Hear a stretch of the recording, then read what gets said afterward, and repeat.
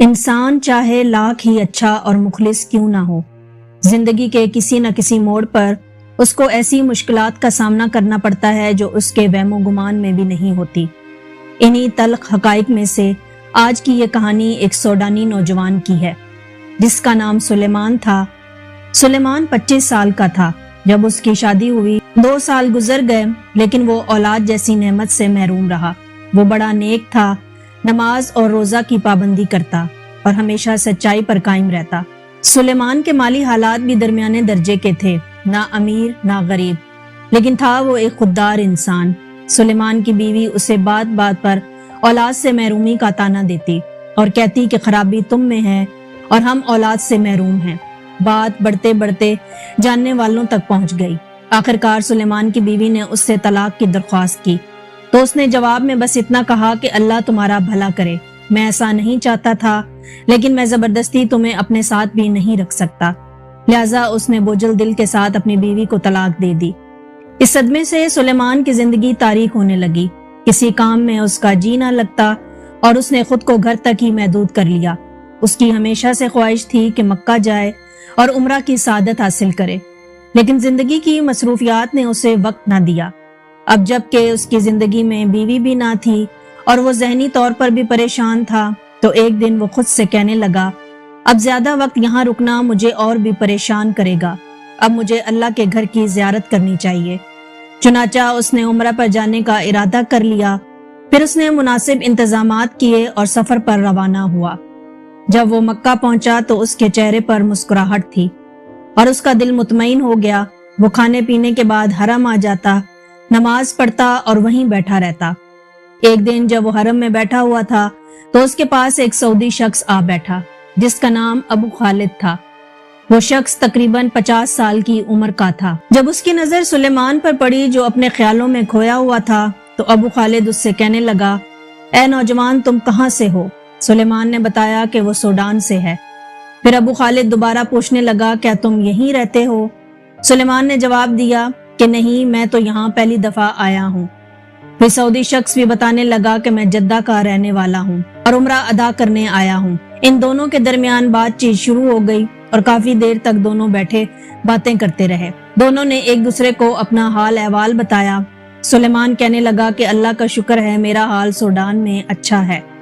میرا کام اونٹ اور بکریاں پالنے کا ہے، پر یہ کام ہمارے آباء و اجداد سے چل رہا ہے۔ مجھے اس میں کافی تجربہ ہے لیکن میرے پاس جو کچھ ہے وہ محدود ہے۔ ابو خالد نے یہ سن کر خوشی کا اظہار کیا اور سلیمان کو مشورہ دیا کہ کیوں نہ تم میرے پاس سعودی عرب میں ہی کام کرو، مجھے تمہارے جیسے تجربہ کار شخص کی ہی ضرورت تھی، اگر تم مان جاؤ تو مجھے بے حد خوشی ہوگی۔ سلیمان نے بھی اس کی بات مان لی اور پھر انہوں نے اجرت کے معاملات طے کیے۔ بات چیت کرتے کرتے کافی وقت گزر گیا، دونوں کے درمیان بھائیوں جیسا تعلق بن چکا تھا۔ اگلے دن سلیمان نے اسے اپنے تجربے کے بارے میں بتایا کہ وہ کیسے ریوڑ چراتا ہے۔ اس نے کہا کہ ہمارے سوڈان میں بہت گرمی ہوتی ہے، اس لیے میں گرم موسم کا عادی ہوں اور جھونپڑی بنانا بھی جانتا ہوں۔ ابو خالد سلیمان کو اپنے دیہی علاقے میں لے گیا جہاں اس نے اونٹ پال رکھے تھے۔ سلیمان نے اپنا کام شروع کر دیا اور واقعی ہی وہ اونٹوں کی دیکھ بھال اور افزائش میں ماہر نکلا، یہاں تک کہ جب اونٹ بیمار ہوتے تو وہ اپنے تجربے اور اپنے والد اور دادا سے سیکھے گئے طریقوں سے علاج کر لیتا۔ اس کے علاوہ اس نے بکریاں پال لیں اور ان کی افزائش کی، ان کی اون کو بیچنے اور اس کے تمام پہلوؤں کا بھی تجربہ تھا۔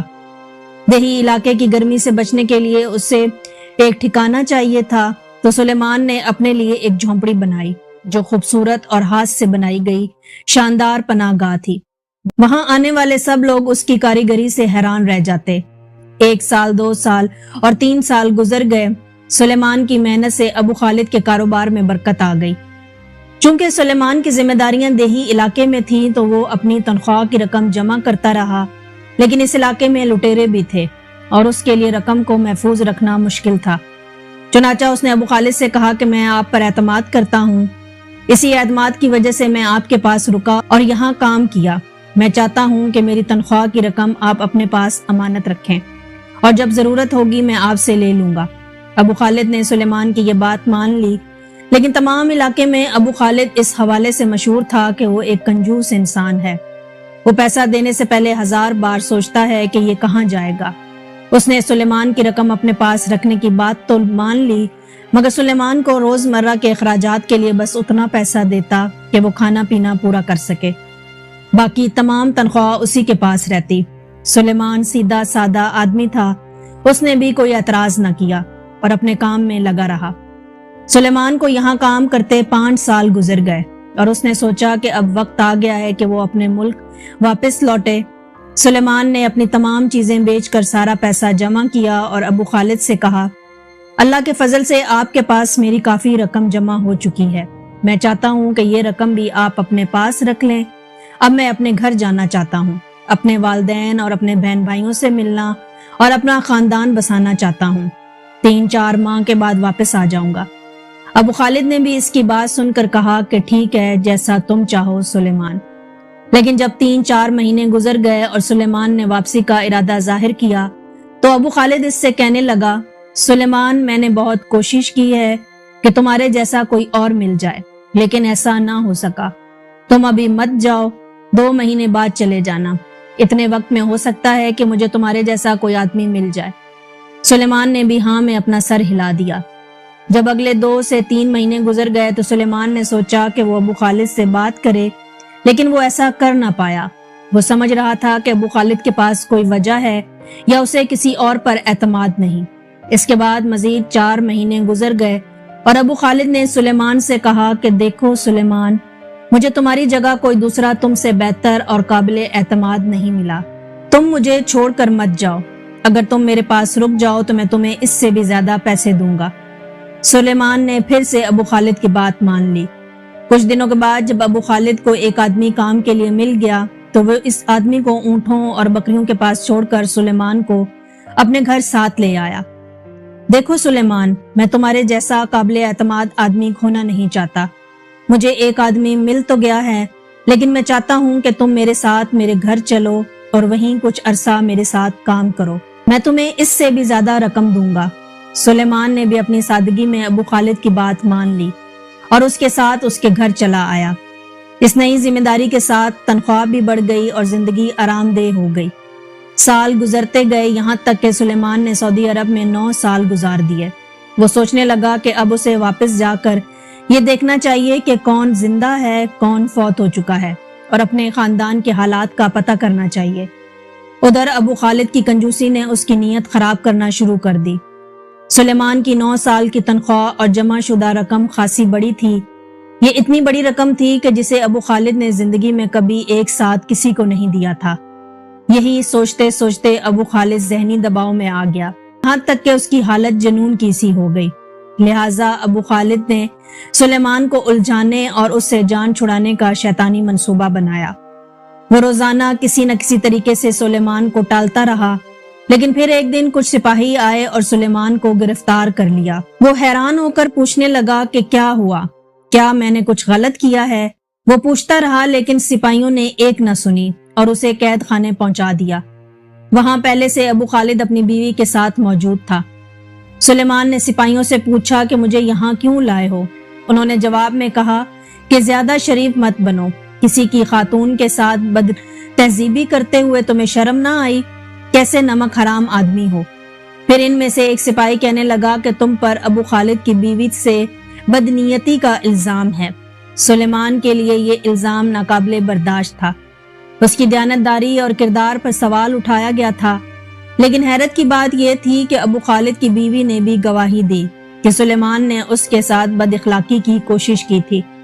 سلیمان کی لاکھ قسموں اور یقین دہانیوں کے باوجود اس پر مقدمہ قائم کیا گیا اور ابو خالد نے اس کی رہائی کے لیے کوئی بات کرنے سے بھی انکار کر دیا۔ وہ تو بہت خوش تھا کہ کسی نہ کسی طریقے سے اس آدمی سے جان چھوٹے اور وہ تمام رقم میرے پاس ہی رہے۔ ادھر قید کے دوران سلیمان کی ملاقات ایک قیدی سے ہوئی جس کا نام ابو محمود تھا۔ وہ ایک سعودی شخص تھا اور اکثر اس کا جیل میں آنا جانا لگا رہتا تھا۔ اس کی زندگی کا اکثر حصہ قید میں ہی گزرا، اسی لیے وہ قانونی پیچیدگیوں میں ماہر تھا۔ اس نے جب دیکھا کہ سلیمان مسلسل رو رہا ہے تو وہ پوچھنے لگا کہ کیا ہوا بھائی، اتنے دن سے رو رہے ہو، کیا مسئلہ ہے؟ सुलेमान ने रोते हुए जवाब दिया कि वो बेकसूर है और उस पर झूठा इल्जाम लगाया गया है। अबू महमूद ने कहा कि यहाँ तो सभी यही कहते हैं कि वो मजलूम है। फिर सुलेमान ने पूरी दास्तान सुनाई, लेकिन हैरत की बात यह थी कि अबू महमूद इसकी सारी दास्तान सुनकर हंसने लगा। सुलेमान को गुस्सा आया और कहने लगा, आप मेरा मजाक उड़ाते हो जबकि मेरी जिंदगी बर्बाद हो गई है। अबू महमूद ने उसे तसल्ली देते हुए कहा कि अगर तुम मेरा कहा मानोगे तो तुम्हें इस मुकदमे से ऐसे निकालूंगा जैसे मक्खन से बाल निकलता है। सुलेमान ने हैरत से कहा कि वो कैसे, खुदा के लिए मुझे बताओ। फिर उस कैदी ने सुलेमान को अपने पास बुलाया और उसके कानों में कोई बात की और कहने लगा कि जो मैंने तुमसे कहा है इस पर अमल करना। सुलेमान पूरी रात सोचता रहा कि काजी के सामने क्या कहेगा। इसके दिल में उलझन थी, उसे अबू महमूद की तजवीज पर यकीन नहीं आ रहा था। लेकिन जब अदालत में पेश हुआ और काजी ने उससे सवाल किया तो उसके दिमाग में वही बातें घूमने लगी। काजी ने पूछा कि सुलेमान, क्या ये सच है कि तुमने अपने मालिक की बीवी के साथ बुरी हरकत करने की कोशिश की? सुलेमान ने हिम्मत की और अबू महमूद की बताई हुई बात पर अमल करते हुए कहा, जी हाँ काजी साहब, ये दुरुस्त है और हम कई मर्तबा मुलाकातें कर चुके हैं। जब सुलेमान ने ये बात कही तो अदालत में कोहराम मच गया। काजी ने हैरत से दोबारा सवाल किया और अबू खालिद और उसकी बीवी को भी सवालिया नजरों से देखने लगा। अबू खालिद की बीवी का चेहरा शर्म से सुर्ख हो गया और उसने अपना सर झुका लिया, लेकिन फिर वो गुस्से से बोल उठी, काजी साहब, ये सब झूठ है, मेरा और इसका कोई ताल्लुक नहीं, ये सब अबू खालिद का मंसूबा है। अबू खालिद ने मुझसे कहा था कि अगर मैं तामुन करूं और झूठ बोलूं तो वो मुझे भी बड़ी रकम देगा, लेकिन यकीन माने मेरा इस शख्स के साथ कोई ताल्लुक नहीं।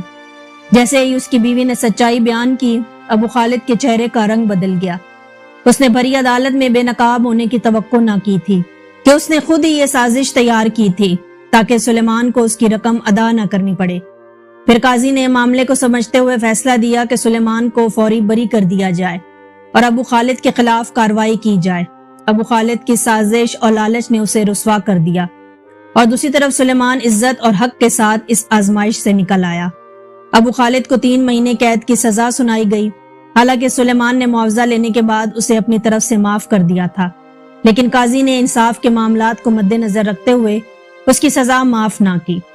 सच कहते हैं कि जो किसी की बुराई चाहे और उसके लिए गड़ा खोदे तो वो एक दिन खुद उसी गड्ढे में जा गिरता है।